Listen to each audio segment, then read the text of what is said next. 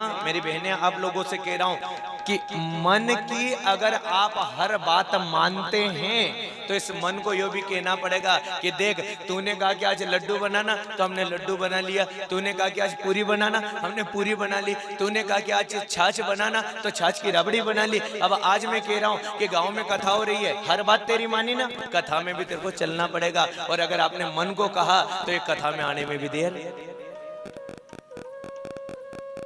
और एक बात शास्त्र में आई है, ध्यान से सुनना, कहा नींद और निंदा पर जिसने विजय प्राप्त कर लिया। एक एक शब्द को समझने का प्रयास करें। नींद, कभी कभी आपने देखा होगा कि ऐसे ऐसे लोग हैं जो रात की 1-1 बजे तक जागते हैं और 11-11 बजे उठते हैं। उनके जीवन में वो कुछ नहीं कर सकते। हमारे बाप दादा ने एक नियम बताया है कि भोजन करने के बाद में ज्यादा से ज्यादा 9, साढ़े 9, 10 बजे तक आप जागो और 10 बजे के बाद में आप सो जाओ। और जैसे ही सूर्य उदय नहीं हो, 4 बजे जो व्यक्ति उठ जाता है, जीवन में कभी उसकी हार नहीं होती है। जीवन में जहां जाता वहां जीत होने में भी देर नहीं लगती। 2 शब्द को समझना विशेष करके, पहला शब्द है नींद और दूसरा शब्द है निंदा। न से नींद आ रही है, न से निंदा हो रही है। अंदाजा लगाना, बहुत सारे लोग आप अच्छा काम करोगे तो तुम्हारी निंदा करेंगे। और सुन लेना, जो कोई निंदा करे ना उसे कह देना कि अभी तक तो तूने थोड़ी निंदा करे, थोड़ी और ज्यादा करने की कोशिश कर। क्यों? आपने समझा? निंदा करने वाले ने तुमको श्रेष्ठ समझा है। किसकी निंदा होती है? जो अच्छा होता है। किसकी निंदा होती है? जो भगवान का भक्त होता है। किसकी निंदा होती है? जिसने जीवन में भगवान का नाम लिया होगा। और सुन लेना, जो भोगट राम में, जो भोगट दिमाग में रखने वाले लोग हैं, और अगर तुम्हारी निंदा करे तो समझ लेना कि दुनिया को उसने छोड़ा है और तुम्हारे बारे में सोचा है। तो तुम अंदाजा लगा लेना कि तुम उससे श्रेष्ठ ज्यादा होने में भी देर नहीं कर रहे हो। निंदा करने वाला करे तो करो। और मैं तो यूं कह रहा हूं ना, ये शायद कबीरदास का कोई दोहा भी था ना, निंदक नियरे राखिए। निंदा करने वाले को सदैव साथ में रखना चाहिए। निंदा करने वाला हमारा फायदा क्या करेगा? तो कहा निंदक नियरे राखिए, आंगन कुटी छवाए, बिन पानी बिन साबुना, यो निर्मल करे सुबह। कोई साबुन लगाने की जरूरत नहीं है, कोई शैम्पू लगाने की जरूरत नहीं है, कोई पानी से धोने की जरूरत नहीं है। निंदा करने वाले को कोई मतलब नहीं है। और सुनो, एक बहुत बड़ी बात मैं आप लोगों को कह रहा हूं, इस बात से आप बुरा मत मानना। इतना जरूर मैं कह रहा हूं कि अगर आपने किसी की निंदा करी तो कल से तुम्हारी भी निंदा करने वाला जरूर बैठा होगा। अगर आप किसी की प्रशंसा करोगे तो दुनिया आपकी प्रशंसा करेगी।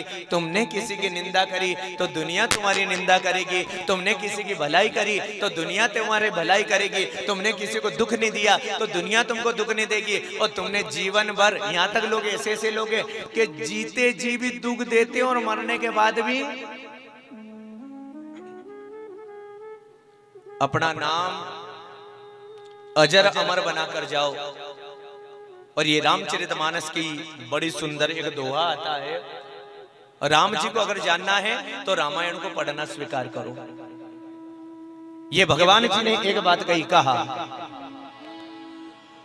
जो आनंद, देखिएगा, राम का अगर नाम लोगे तो आपको क्या मिलेगा? मेरी बहनें ध्यान से सुनना।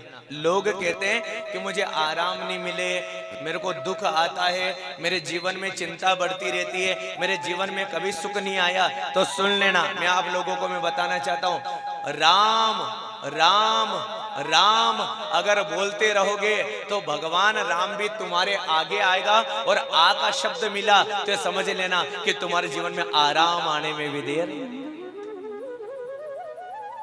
जीवन में आराम लेना हो, जीवन में सुख लेना हो, जीवन में शांति को प्रदान करना हो तो मेरे राम जी की शरण में आओ।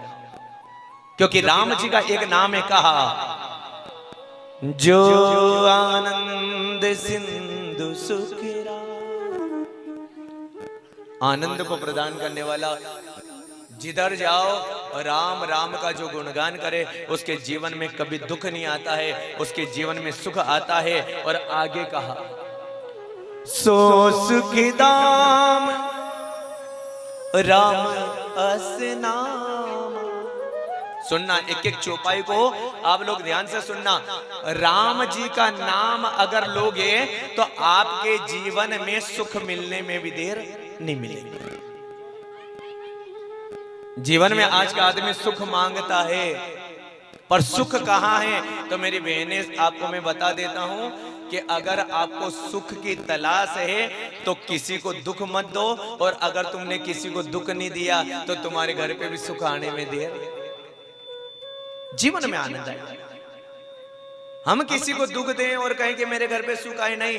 किसी की टांग तोड़े और फिर कहते हमारी टांग जुड़े आए, नहीं, ये कभी टांग जोड़ने वाली नहीं है। जो आदमी अपने घर के रोटी निकालने वाला हो, घर की थाली पड़ी हुई है और एक रोटी निकाल करके किसी भूखे को खिला देता है, तो सुन लेना, मेरे भगवान ने कहा कि तूने एक रोटी खिलाई है तो मैं तेरे को 10 रोटी खिलाने में भी देर। ये प्रभु की प्रतिज्ञा है। और मेरे भगवान ने कहा जो राम का नाम लेता है, रामचरितमानस की चौपाई करिए, अखिल लोकदायक विश्राम। जीवन में राम की कृपा होगी, जीवन में भगवान की कृपा होती है। और सुन लेना, आज मैं एक बहुत बड़ी बात आप लोगों को मैं बोलता हूं, कभी भी किसी से बोलने का काम पड़े तो नीचे स्वर में बोलना चाहिए।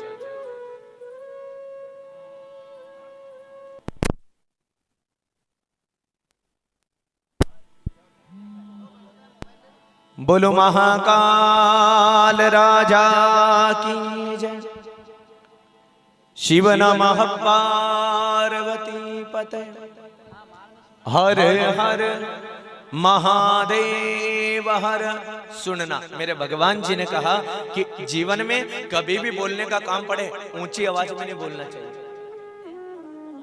आपने देखा होगा, मेरे को ज्यादा तो याद नहीं है, ये नीति की बात में मैंने सुना, आपके बुजुर्ग लोगों से मैंने सुना है कि लोग कहते हैं जो गरजते हैं वो बरसते नहीं, और जो बरसते हैं वो।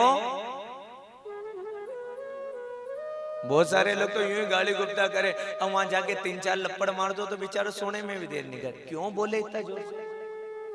जब अपने से लड़ाई करने के नहीं बने, अपन से झगड़ा करने के नहीं बने, न आएंगे न 2-3 अपने को लपड़ मारेंगे, बिल्कुल ढंग से तू घर में चला जाए, इससे तेरे को गरजने की जरूरत ही नहीं होना चाहिए।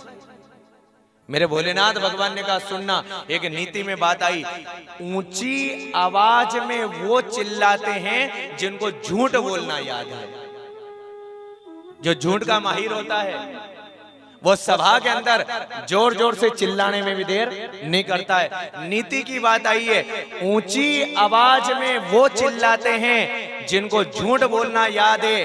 सच तो अगर धीमे स्वर में भी कहा जाए तो पूरा ब्रह्मांड गूंजने में देर नहीं करता। सच बोलोगे ना, धीरे बोलो, ये ब्रह्मांड आपका गूंज जाएगा। इसलिए मैं आप लोगों को बोल रहा हूं कि स्वर में बोलो, धीरे बोलो, आदर करो, सत्कार करो।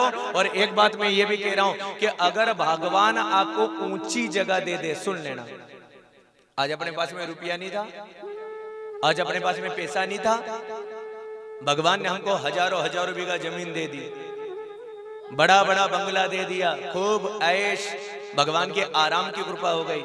तो सुनना मेरी बहन, ऊंचा बनने के बाद भी तुम नीचे लोगों को देखा करना। एक नीति में बात आई है, फिर से मैं बोलने का प्रयास कर रहा हूं। कहा जो अपनों को याद ना करे वो तन्हाई किस काम की।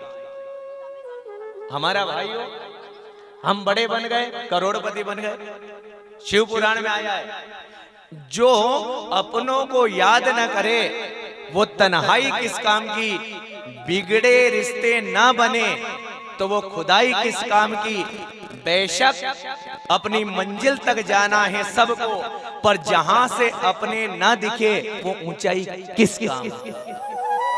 हम आसमान में भी चले जाए पर हमें अपने वाले नहीं दिखे वो ऊंचाई किस काम की।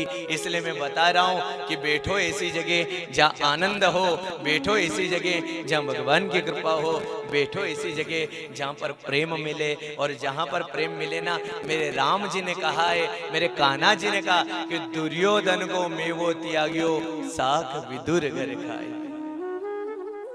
ये भगवान जी ने कहा कि लड्डू पेड़े भी बने और वहां कोई अपना आव आदर नहीं करे, लड्डू पेड़े बने अपना कोई प्रेम नहीं करे, लड्डू पेड़े बने ब्राह्मण को कोई ब्राह्मण नहीं समझे। तो मैं आपको कह रहा हूं कि गरीब के घर पे चले जाना चाहिए पर किसी बड़े के घर पे नहीं जाना चाहिए।